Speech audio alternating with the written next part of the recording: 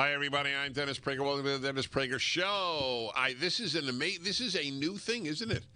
I've never heard a president say that. The solution to the illegal immigration problem is to make its life so good in Honduras, Guatemala, El Salvador, and presumably Mexico that they will not want to come. I sit almost in awe at the naivete, and I am so generous in saying naivete because I really have more severe words to say about what I think about that idea.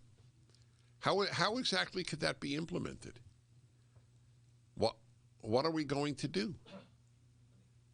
I'm serious. I don't even understand. Let's send them $100 billion. Let's say we send $100 billion to Guatemala. Do me a favor, please. Look up the GDP of Guatemala. And so we send $100 billion because you could print that money. You just, you bring it over on horseback. Yeah, it's an interesting question. How many trunks would be filled with $77 billion? There you go. I had a feeling. That's more than their GDP. Imagine sending a country, how about $77 billion? We will double your GDP for free. Here's $77 billion. $27 billion in El Salvador. Oh, my God, it's even way cheaper. Sorry? And $25 billion Honduras. Well, my first choice is Honduras because I love Honduran cigars. Just for the record, I have a very selfish. I would personally help invest. I do. I invest in Nicaragua, which unfortunately is the communist government there, and Honduras. I help out Honduras with my cigar purchases. But in a more serious manner, what exactly are we going to do? I want you to know what would happen if we gave $50 billion. So let's be realistic. $50 billion. Or the GDPs. Match the GDPs. 25, 27, and whatever the Guatemala was. Well, Guatemala was way higher. That's really interesting. Guatemala is doing much better than El Salvador and Honduras. Well, I don't think they have that much bigger of a population, so I think it's they must be having more prosperous.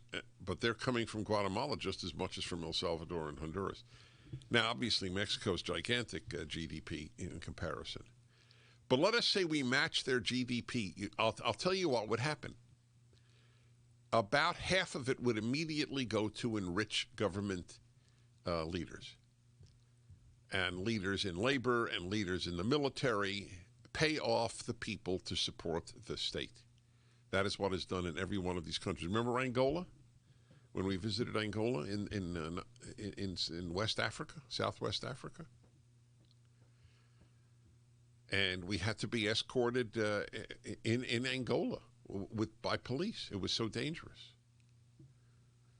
And it's all corruption. It's all it is. It's just corruption. It's really a sort of, it's like a bailout, as the bailout of California is, by the Rescue America Act. And what does it go to? It just goes to further corruption in the state of California. That's all it does. But I mean, realistically, my friends, what could be done?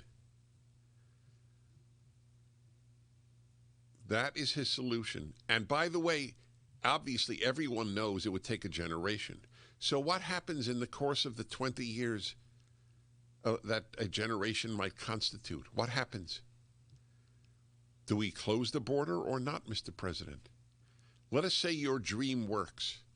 We make Guatemala prosperous. Nobody wants to leave, or very few wish to leave. In fact, Americans start going into Guatemala. It's so prosperous. Or Honduras. To have an apartment in Tegucigalpa, it's like an American dream. Give me a condo in Tegucigalpa. That's the capital of Honduras, by the way. And I broadcast from there. Remember that? That was quite something. All right, everybody. 1-8-Prager-776. The solution to illegal immigration in the millions is not barriers at the border of the United States. It is to make life so good that people won't want to come here. Actually, the Democrats will make life so bad here, people may not want to come here. That's another possible solution. That's the real Democratic solution. Ruin America so that nobody wants to come in. They're not stupid. There you go. That's the solution. That's the Democrat solution. Right? Okay, what's the story, Mr. Triple G?